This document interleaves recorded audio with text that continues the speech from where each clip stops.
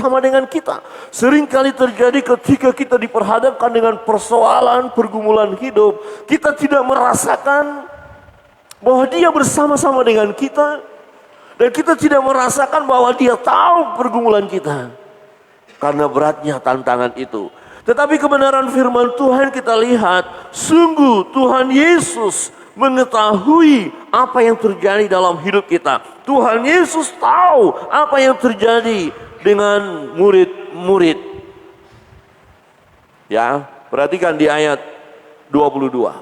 Sesudah itu, ya, setelah peristiwa sebelumnya, Yesus memberi makan 5.000 orang. Setelah peristiwa sebelumnya, mereka menikmati mujizat Allah. Setelah peristiwa sebelumnya, mereka bersukacita bersama dengan Tuhan. Setelah peristiwa yang bersukacita itu, ada satu peristiwa yang membawa mereka kepada ketakutan yang luar biasa. Sesudah itu, ya, kira-kira begini Bapak Ibu. Kalau kita hari ini bersukacita, bahagia karena berkat-berkat Tuhan, bahagia karena mujizat-mujizat Tuhan. Tapi sesudah itu, kemudian Tuhan izinkan masalah yang berat dalam hidup kita. Kira-kira masih tetap bersukacita? Masih tetap ingat, tadi kan kita sudah mengalami mujizat Tuhan kok, pasti akan ada mujizat lagi. Seringkali kita tidak mampu melihat peristiwa yang barusan kita alami. Pertolongan Tuhan yang luar biasa. Kita lebih terpaku dengan peristiwa yang sedang kita hadapi, yang sangat mengerikan itu. Ya, sesudah itu, Yesus segera memerintahkan murid-muridnya naik ke perahu dan mendahulinya ke seberang. Sementara itu, Ia menyuruh orang banyak pulang. Yesus tidak bersama dengan murid-murid naik perahu itu. Tapi Yesus berkata, kalian pergi duluan. Kira-kira tahu nggak Yesus bahwa akan ada masalah yang akan mereka hadapi? Tahu. Tetapi Yesus tidak bersama dengan mereka. Di ayat 23.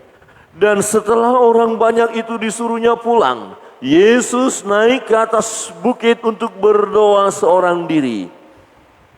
Ketika hari sudah malam, Ia sendirian di situ. Yesus berdoa. Yesus berkomunikasi dengan Bapa. Yesus mengambil bagian atau mengambil waktu saat teduh bersama dengan Bapa. Tetapi apa yang terjadi dengan murid-murid? 24. Ayat 24. Kita baca bersama-sama. 1, 2, 3. Perahu murid-muridnya sudah beberapa mil jauhnya dari pantai dan diombang-ambingkan gelombang karena angin sakau. Itu yang terjadi. Sepertinya begini, Tuhan mau suruh mereka, kalian pergi sana. Nanti ada angin sakal, nanti ada gelombang besar, nanti kamu punya masalah. Loh, kok Yesus buat begitu ya? Kenapa nggak nyaman-nyaman saja? Kenapa nggak tenang-tenang saja ke seberang sana? Nah, Yesus tahu tidak bahwa akan ada masalah yang akan mereka hadapi? Yesus tahu. Yesus yang meminta mereka untuk pergi duluan. Dan Yesus tidak bersama dengan mereka. Tapi Yesus tahu akan ada masalah yang akan mereka hadapi. Nah, persoalan bagaimana cara murid-murid menghadapi persoalan itu? Adakah mereka bisa tetap tenang? Apakah mereka bisa tetap percaya satu waktu atau satu ketika atau dalam waktu yang dekat akan ada pertolongan? Mampukah mereka memandang seperti itu? Nah, ini adalah ujian iman. Rupanya ini adalah ujian iman. Nanti kita lihat. Apakah mereka benar-benar mengandalkan Tuhan dalam hidup mereka? Perahu murid-murid sudah beberapa mil jauhnya dari pantai. Sudah lebih masuk ke dalam laut sana apa? Danau itu ya. Sudah masuk. Artinya kalaupun mereka tenggelam dengan kekuatan mereka berenang ke seberang itu, ya agak sulit gitu loh untuk menyelamatkan diri. Ini benar-benar situasi yang mengerikan bagi mereka. Ya, ini bukan ombak yang buat bisa tidur, bukan. Ini ombak yang luar biasa, diombang-ambingkan gelombang karena angin sakal. Ini luar biasa. Ya. Diombang-ambingkan seperti dicampakkan ke sana, dicampakkan ke sini. Ini situasi yang mengerikan. Ya. Kemungkinan besar perahu tenggelam dan matilah mereka. Berarti ini masalah yang berat. Ketika masalah berat yang terjadi dalam hidup kita, dalam kehidupan Bapak Ibu, dalam rumah tangga, dalam pekerjaan, dalam hal apapun, ini benar-benar masalah berat. Bukan masalah kaleng-kaleng, bukan. Ini masalah serius. Apa yang kita lakukan? Masih bisa tenang? Pada umumnya kita nggak bisa tenang. Kita bisa takut. Kita bisa teriak. Kita bisa, kalaupun sudah berdoa dan Tuhan belum tolong, seringkali terjadi, tinggalkan Tuhan. Cari alternatif yang lain. Supaya mengalami kedamaian. Supaya mengalami ketenangan. Inilah yang disebut ujian iman. Masihkah kita mampu melihat kuasa Allah, pekerjaan Allah sebelumnya yang sudah kita nikmati? Mampukah kita tetap melihat itu ketika saat ini diperhadapkan persoalan yang mengerikan itu? Murid-murid takut, murid-murid cemas, murid-murid khawatir. Kenapa kekhawatiran terjadi? Ketika kita tidak menyadari bahwa Tuhan mengetahui segala sesuatu yang terjadi dalam hidup kita, disitulah letaknya kita mulai khawatir. Tetapi kalau kita yakin bahwa Tuhan tahu, Tuhan izinkan ini terjadi, berarti aku tahu ada maksud Tuhan di balik peristiwa ini, di balik persoalan ini, di balik ancaman ini. Aku tahu ada maksud Tuhan karena Tuhan yang izinkan itu terjadi. Tuhan Yesus menyuruh murid-murid pergi lebih dahulu. Dan Yesus tahu ada masalah baru yang akan mereka hadapi. Tapi apakah Yesus meninggalkan mereka? Apakah Yesus mengambil zona nyaman sendiri? Oh, nanti akan ada bahaya di sana. Saya tidak mau ikut kalian. Saya mau berdoa saja deh. Biar kalian yang mengalami bahaya itu. Tidak. Yesus tahu. Dan Yesus perhatikan.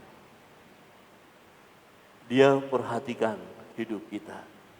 Dia tahu keadaan kita. Ya, kalau kita dalam situasi gundah gulana, dia tahu. Dalam keadaan sedih, dia tahu. Dalam keadaan susah yang luar biasa, dia tahu. Dia tahu. Karena masalah yang diizinkan itu ada maksud Tuhan. Firman Tuhan katakan apa? Allah turut bekerja dalam segala sesuatu, dalam segala hal, untuk mendatangkan kebaikan bagi setiap kita yang mengasihi Dia. Ternyata ini adalah ujian iman bagi murid-murid. Jadi kalau saudara, Bapak, Ibu diizinkan mengalami masalah yang tidak enak secara manusia dan itu Tuhan izinkan.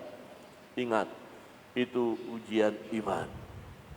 Coba katakan kiri kanan, ternyata ujian iman. Amin. Siap diuji imannya? Ujilah aku Tuhan, cobalah aku Tuhan. Siap? Siap? Siap? Berat. Kita mau di kelas 6 saja terus atau mau naik jadi SMP? Kita mau di kelas 3 SMP aja terus atau mau naik SMA? Kita mau kuliah atau di SMA kelas 3 terus? Kalau mau kuliah, ujian akhir SMA harus kita lakukan. Kalau mau ke SMA, ujian harus kita hadapi di kelas 3 SMP. Kalau mau SMP, kelas 6 kita harus hadapi ujian. Saudara mau naik kelas? Amin. Amin. Resikonya hadapi ujian loh ya. Jadi perjalanan hidup kita yang kita jalankan hari lepas hari itu seperti kita sedang belajar untuk menghadapi ujian yang besar. Ya. Jadi ada kuis ya, ujian-ujian ringan lah ya. Jadi kalau sekarang ujian ini ada tapi gampang, itu ujian ringan. Tapi tidak selalu ringan, nanti akan ada ujian berat, penentu ini lulus atau tidak. Wah itu berat. Tetapi tidak langsung tiba-tiba ya Tuhan kasih ujian berat tanpa ujian-ujian yang kecil. Tidak ada ya pada saat ujian si anak masih kelas 4 dikasih ujian kelas 6 supaya naik SMP, enggak ada. Ya waktu kelas 4 ujian kelas 4. Ya ketika SMP ujiannya juga soal SMP yang semakin berat. Tetapi sudah harus dilewati dulu. Jadi hari ini mungkin kita sedang menghadapi ujian-ujian kecil. Amin. Atau sudah ada yang ujian berat. Sudah ya, Tuhan ini berat, berat kali. Berarti naik tingkatnya luar biasa. Posisi Anda akan semakin naik lebih hebat lagi. Amin. Jadi bersyukurlah ketika mendapatkan ujian itu. Karena akan semakin hebat kita. Coba katakan kiri kanan, kau semakin hebat. Ya. Kalau tahan uji, kalau tidak tahan uji, ambruk total, habis, hilang dari peredaran. Di mana si A, si B, kok nggak pernah kelihatan lagi datang kepada Tuhan? Ambruk. Kenapa persoalan begitu berat? Kenapa iblis bekerja? Tetapi ketika kita menang, kita bisa bercerita. Tuhan tahu pergumulanku. Ketika kita berkata, Tuhan tahu pergumulanku. Tuhan tahu masalahku. Tuhan tahu keadaanku. Artinya, dia juga tahu kapan dia akan turun tangan. Kebenaran yang kedua, saudara yang terkasih dalam Tuhan. Ya, firman Tuhan. Kebenaran yang kedua adalah Tuhan Yesus menolong kita tepat pada waktunya. Percayalah ini. Ya, Tuhan tidak pernah membiarkan kita. Sekali-kali aku tidak membiarkan kamu, kata firman Allah. Yesus berkata, sekali-kali aku tidak meninggalkan kamu. Tidak membiarkan kamu. Ya, artinya Tuhan Yesus menolong kita tepat pada waktunya, dia tidak berleha-leha. Kalaupun kita lihat ada satu bagian sepertinya dia berleha-leha. Sepertinya dia berlambat-lambat. Sengaja berlambat-lambat karena ada maksud Tuhan.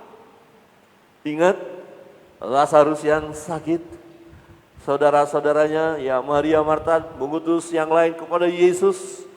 Orang yang kau kasihi sakit Tuhan. Tapi Yesus sengaja menunda untuk pergi.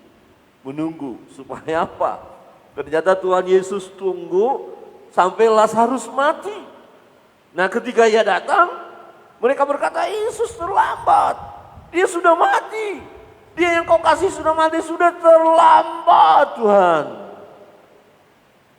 Kadang-kadang kita pernah atau mungkin mengalami situasi seperti itu dan kita berkata, Tuhan terlambat pertolonganmu. Tuhan terlalu lama.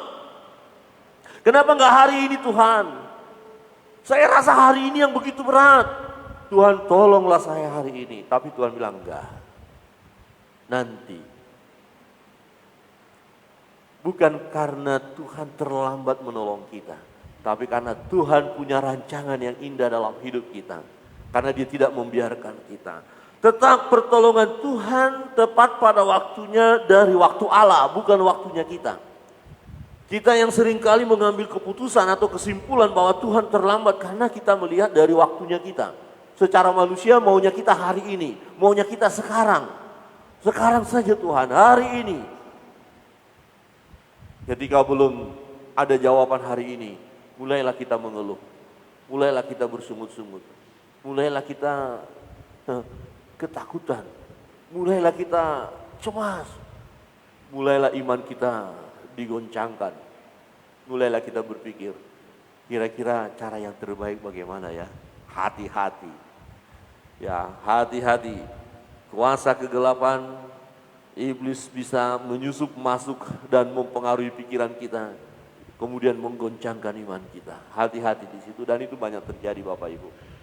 Ketidaksabaran kita menantikan Tuhan bekerja. Membuat kita melakukan tindakan yang tidak sesuai dengan firman Allah. Itu sering terjadi atau bisa kita alami atau sudah pernah kita alami. Dan atau akan menggoda kita. Untuk jatuh dalam hal itu. Pertolongan Tuhan tepat. Dia datang dalam situasi yang tepat. Perhatikan di ayat 25. Kira-kira jam 3 malam. Ini masa yang benar-benar sulit bagi murid-murid.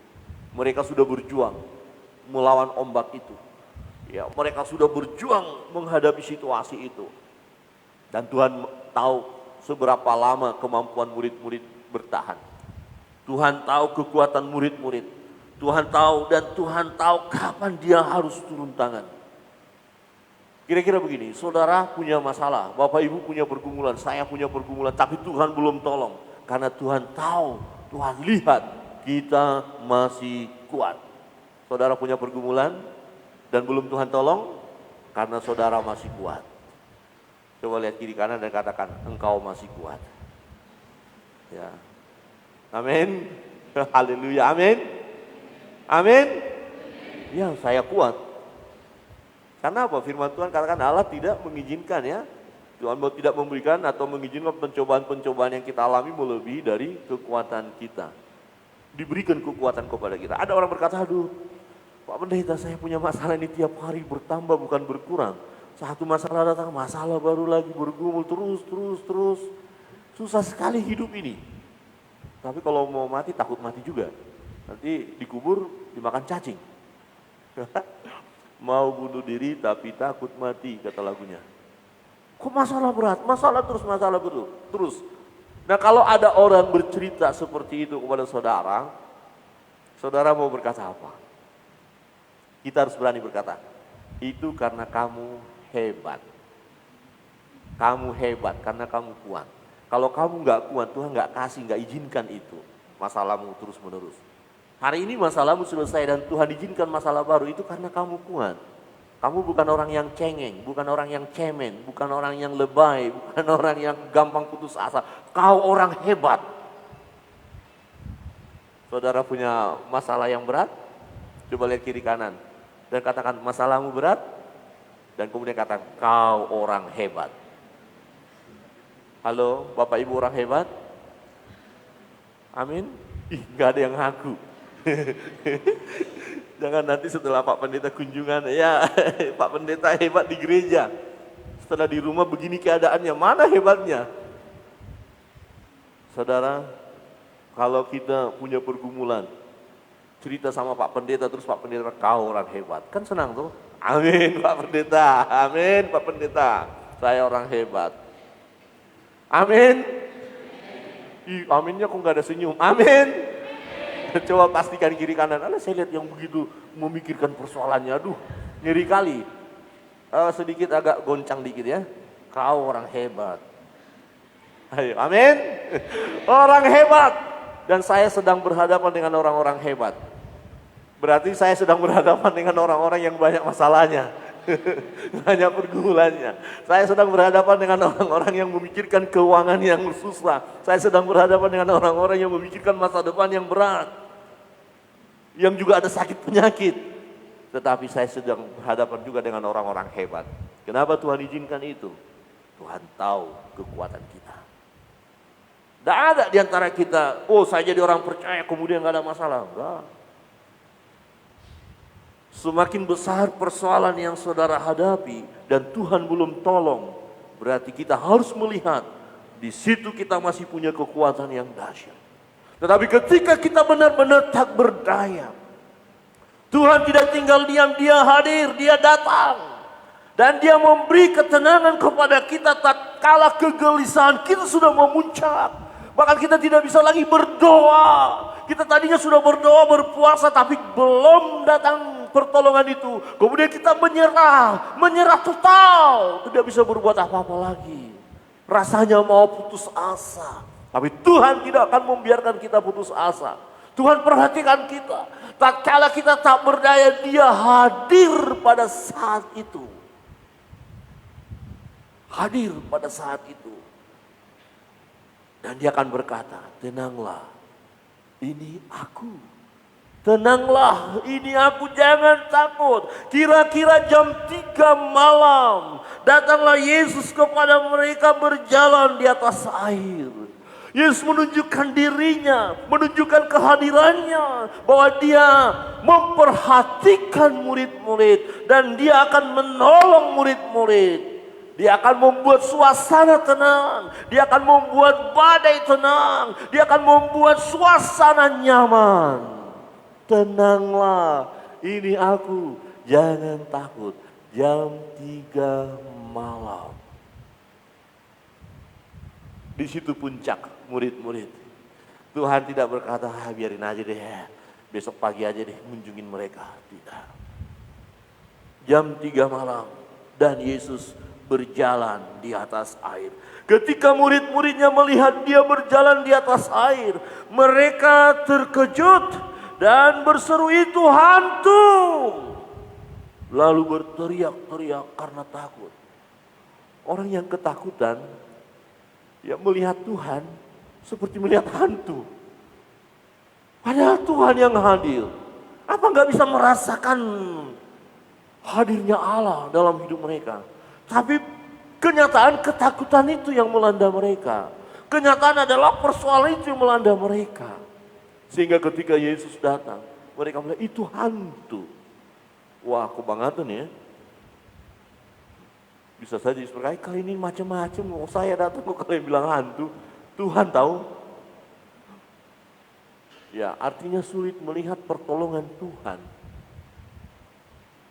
Ya, karena situasi tertentu itu bisa terjadi dalam hidup kita. Tuhan hadir tapi kita tidak rasakan dia hadir. Tuhan akan menolong kita tapi kita tidak rasakan dia akan menolong kita. Kita hanya berteriak-teriak ketakutan. Berteriak-teriak dan berkata itu hantu. Berteriak-teriak karena takut.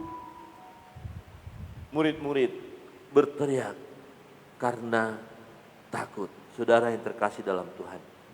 Kapan pertolongan Tuhan datang untuk kita, untuk Bapak Ibu, untuk saudara? Saya tidak tahu. Kita tidak tahu.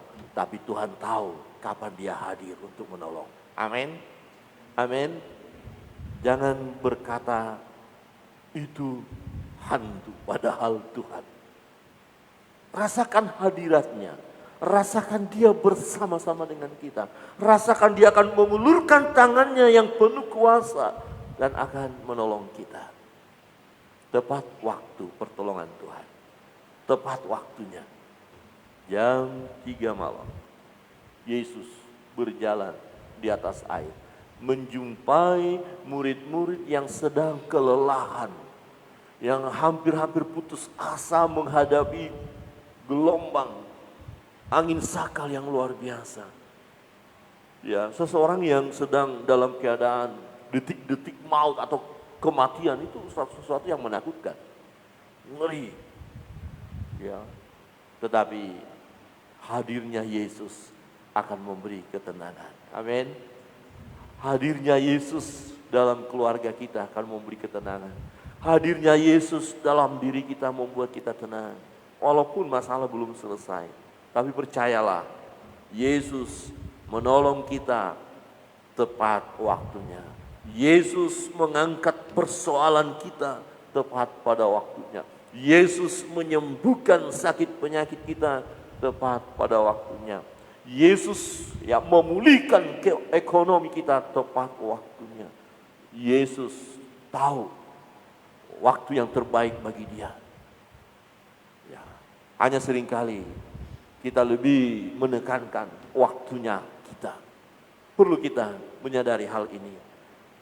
Waktu Tuhan, waktu yang terbaik. Tuhan Yesus menolong kita tepat pada waktunya. Yang ketiga, kebenaran firman Tuhan yang ketiga. Tuhan Yesus membuktikan kuasanya kepada kita. Ya, saat kita bergumul, saat kita mengalami kesusahan, saat kita mengalami ketakutan yang luar biasa. Di situ Yesus sanggup membuktikan bahwa dialah Tuhan yang berkuasa. Berkuasa atas hidup kita. Berkuasa atas persoalan. Yesus berkuasa atas murid-murid. Yesus berkuasa atas badai, atas gelombang, atas angin. Ya, atas segalanya Yesus berkuasa. Di tengah-tengah kesulitan hidup yang kita hadapi, persoalan pergumulan yang melanda hidup kita, di tengah-tengah ketakutan kita, Yesus membuktikan kuasanya. Dan ini banyak terjadi. Bapak Ibu sudah mengalami, saya mengalami, pasti. Kita pernah mengalami ketakutan yang luar biasa.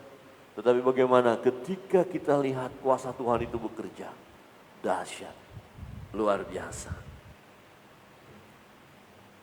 Ayat 28. Lalu Petrus berseru dan menjawab dia, Tuhan, apabila engkau itu, suruhlah aku datang kepadamu berjalan di atas air.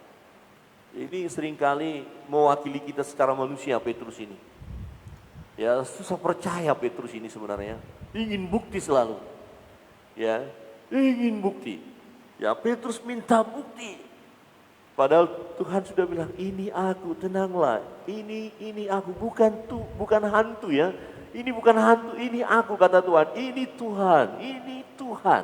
Tapi Petrus berkata, jika engkau itu, suruhlah aku datang kepadamu, berjalan di atas air. Tuhan, apabila engkau itu, ada Tuhan mau tolong kita. Kemudian kita berkata, Tuhan benarkah ini engkau akan menolong aku?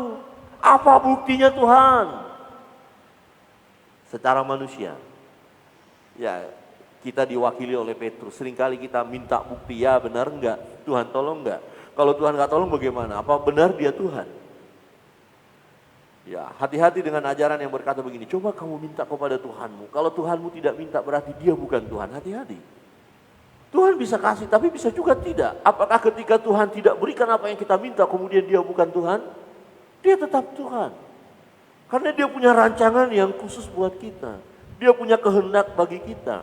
Kita nggak bisa memaksa Tuhan. Tuhan, doa-doaku sekian lama nggak dijawab berarti engkau bukan Tuhan. Berarti saya salah alamat. Sebenarnya bukan engkau Tuhan, saya mau cari Tuhan lain. Jangan saudara. Ya, dijawab atau tidak dijawab oleh Tuhan doa kita, dia tetap Tuhan. Hari ini, besok atau kapan Tuhan mau jawab, dia tetap Tuhan. Bukan dia Tuhan yang lemah. Karena Tuhan hari ini tidak menjawab kita, oh ternyata dia Tuhan yang lemah. Dia lagi mengumpulkan kekuatan untuk menjawab. Enggak. Ya. Saudara mau minta bukti? Kalau kita belajar bagian ini Tuhan luar biasa. Dia tidak langsung marah atau oh kamu ini Petrus gak percaya. Tapi nanti dikecam juga. Jadi orang yang minta bukti itu karena ada keraguan. Karena goncang juga iman. Karena tidak percaya. Kalau kita percaya, Tuhan aku tahu engkau akan menolong aku. Saya gak perlu minta tanda. Tepat waktunya Tuhan akan tolong. Bagaimana cara Tuhan menolong saya itu bukan urusan saya. Bagaimana cara Tuhan menolong saudara itu bukan urusan saudara. Urusan kita adalah percaya kepada Tuhan. Mau kapan Tuhan buat, bagaimana caranya itu urusan Tuhan. Tapi saya percaya. Jadi gak perlu minta tanda. Tetapi kalaupun akhirnya faktanya kita masih kurang beriman dan kita minta tanda, itu pun Tuhan mengerti keadaan kita. Tuhan mengerti keadaan Petrus. Apakah Tuhan meladeni Petrus? Ya, mengabulkan permintaannya, dikabulkan, ya. Lalu Petrus berseru dan menjawab dia, Tuhan, apabila engkau itu, suruhlah aku datang kepadamu berjalan di atas air. Wow, luar biasa. Ya. Kemudian jawaban Yesus kita baca bersama-sama ayat 29. 1, 2, 3. Kata Yesus, datanglah. Maka Petrus turun dari perahu dan berjalan di atas air mendapatkan Yesus. Wah, tentu imannya Petrus akan semakin mantap ya. Wah, bisa jalan juga rupanya. Benar engkau Tuhan. Karena permintaanku sudah engkau kabulkan. Tuhan, kalau engkau itu suruh aku berjalan di atas air, ya silakan berjalan. Turun dia, berjalan dia di atas air itu. Tapi ada masalah baru. Perhatikan, ternyata ada persoalan juga yang dihadapi oleh Petrus. Di ayat 30, ini seringkali mewakili kita juga ya. Ini kadang-kadang hari ini kita begitu mantap iman kita. Setelah dalam perjalanan hidup mulai. Benar enggak ya? Kita baca bersama-sama ayat 30, 1, 2, 3. Tetapi ketika dirasanya tiupan angin, takutlah ia dan mulai tenggelam. Lalu berteriak, Tuhan tolonglah aku. Singkat saja, Tuhan tolong. Karena doa syafaat nggak boleh lagi di sini. Dia mau mati nih. Tuhan tolong aku, bukan lagi Tuhan tolong istriku, anakku, perusahaanku. Aku enggak. Tuhan tolong aku, ini selesai. Ini sama seperti orang naik pesawat dan pesawat sudah digoncang-goncangkan. Tuhan, ke dalam tanganmu kuserahkan nyawaku. Amin, udah tidur aja. Karena mau keluar dari pesawat gimana orang? Bisa? Sudah selesai, sudah. Ini harapan terakhir. Apa yang mau Tuhan buat sudah. Tuhan, tolonglah aku. Dan di situ pun kita lihat Tuhan bertindak. Kenapa Petrus tenggelam? Kenapa dia tenggelam? Bukankah dia yang berkata, Tuhan kalau engkau itu suruh aku berjalan di atas air, ya silakan berjalan. Bisa. Tapi baru berjalan mendekati Yesus, dia rasakan angin. Apa? Perhatiannya terbagi, tidak lagi fokus kepada Yesus. Mulai melihat, loh saya benar-benar di atas air ya? Loh kok ada angin ya? Loh kok bisa ya? Ketika kita tidak fokus kepada Yesus, tidak fokus kepada suara Yesus yang berkata silakan berjalan. Mulai merasakan kiri kanan kita, situasi yang ada, mulai lihat ini dan itu, mulai disitulah iman kita mulai. Tadinya awalnya kita berkata enggak aku punya iman. Mantap, sekali ikut Yesus tetap ikut Yesus, percaya Yesus, Yesus Tuhan, harga mati, ikut Yesus. Wow. Tetapi kemudian ada masalah-masalah yang kita hadapi dan kita perhatikan masalah itu. Lebih besar perhatian kita kepada masalah yang kita hadapi. Kemudian kita mulai bimbang. Yesus, benarkah engkau Tuhan? Yesus, benarkah ada pertolongan? Yesus, benarkah saya akan bisa lewati? Dan Petrus tenggelam. Hanya belum sampai nyungsep ke dalamnya. Ada kalimat terakhir, Tuhan tolong aku. Saudara pernah doa seperti itu? Sudah enggak bisa lagi bersyafaat lama-lama? Ini keadaan genting. Dan dia diperhatikan oleh Tuhan. Perhatikan, kalau buat ini enggak lama-lama. Tuhan enggak bilang, ya masuk aja dulu, kira-kira 10 meter lagi ya. Enggak.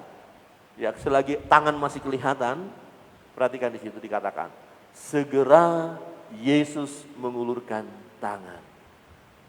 Mungkin dalam kondisi tertentu karena permasalahan kita yang berat, kita seperti Petrus. Karena iman kita mulai goncang, kita hampir tenggelam. Dan kita hanya mengulurkan tangan dan berkata, Yesus, Tuhan tolonglah aku. Ini artinya menyerah kita sudah selesai. Tapi segera Yesus mengulurkan tangannya.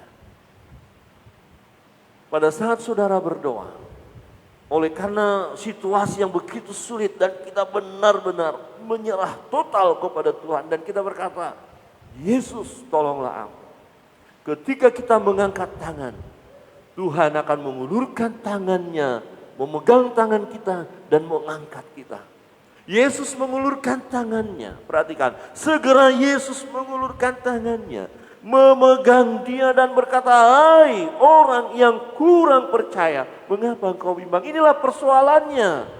Petrus, kenapa bimbang? Petrus, mengapa ragu? Petrus, mengapa enggak percaya? Dan ini yang terjadi dalam hidup kita. Awalnya kita begitu yakin. Kita berjalan di atas air. Membuktikan bahwa Tuhan hadir. Tuhan menolong kita. Tuhan akan nyatakan kuasanya. Awalnya kita mengalami kuasa Allah. Tapi kemudian ragu-ragu.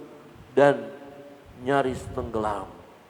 Tapi seruan terakhir masih bisa kita lakukan seperti Petrus. Tuhan tolong aku. Mengangkat tangan. Kemudian Yesus mengulurkan tangannya. Hai orang yang kurang percaya, mengapa engkau bimbang? Ketakutan murid-murid menunjukkan bahwa mereka bimbang. Ketakutan murid-murid menunjukkan mereka kurang percaya kepada Yesus. Dan itulah persoalan yang terjadi. Tuhan izinkan masalah itu. Sesungguhnya supaya mereka ya semakin percaya kepada Tuhan, supaya mereka berpegang teguh, iman mereka diuji. Di ayat 32, kita baca bersama-sama. 1, 2, 3. Lalu mereka naik ke perahu dan angin pun redalah. Di satu sisi teman-teman Petrus sedang berjuang, digoncangkan angin. Petrus berjalan di atas air. Tetapi kemudian Petrus pun tenggelam. Tetapi Yesus menolong Petrus dulu yang mau tenggelam. Yang di sana masih berjuang, masih badai belum selesai. Tapi yang perlu ditolong kan Petrus dulu kan. Kalau yang lain kan masih di atas perahu. Memang keadaan mengerikan. Tapi Petrus ini udah mau tenggelam. Ini ditolong dulu. Ya, kemudian mereka naik ke perahu. Dikatakan apa? Lalu mereka naik ke perahu dan angin pun reda. Wah, Yesus naik ke perahu. Angin reda. Badai tenang. Wow, ini sesuatu yang luar biasa. Betul, ayat 33. Kita baca bersama-sama. 1, 2, 3. Dan orang-orang yang ada di perahu menyembah Dia. Katanya, sesungguhnya Engkau anak Allah. Dari rangkaian peristiwa itu, mereka semakin mengenal siapa Yesus. Semakin tahu siapa Yesus.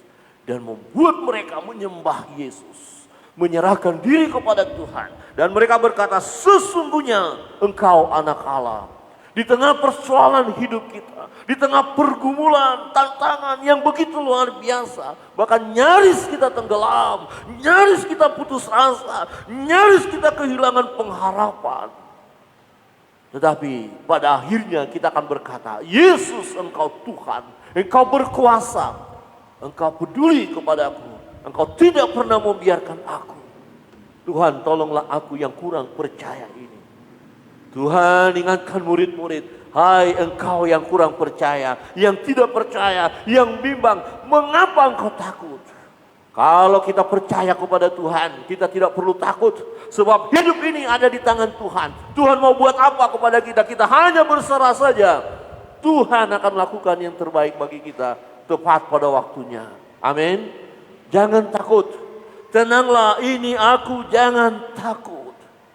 Saudara, lihat pengakuan mereka. Engkau Yesus, Tuhan, anak Allah yang berkuasa. Yesus adalah Allah yang berkuasa.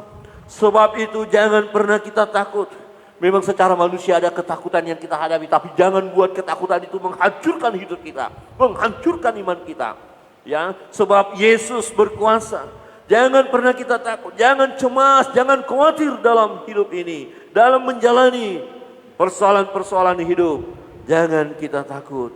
Sebab Tuhan Yesus mengetahui apa yang terjadi dalam hidup kita. Sebab Tuhan, ya Tuhan Yesus menolong kita tepat pada waktunya. Dia tidak berlambat-lambat. Dia tidak membiarkan kita hancur. Tapi ada maksud Tuhan. Kenapa hal itu terjadi? Kalaupun kita melihat sepertinya belum Tuhan tolong, bukan berarti Tuhan terlambat. Tetapi ada sesuatu yang akan luar biasa yang kita lihat daripada Tuhan. Dan perhatikan, yang ketiga, Tuhan Yesus membuktikan kuasanya di tengah-tengah kesulitan kita. Tuhan, aku tahu Engkau ada saat ini, saat dalam kesulitan ini. Aku tahu kuasa-Mu, ya dan amin. Saya undang kita bangkit berdiri. Kita datang kepada Tuhan. Kalau ada di antara kita dalam perjalanan hidup akhir-akhir ini, bahkan saat ini ada tantangan yang luar biasa, pergumulan yang luar biasa, membuat kita takut, kehilangan damai, kehilangan sukacita, mulai cemas. Ingat firman Tuhan hari ini. Tuhan datang menghampiri murid-murid yang sedang menghadapi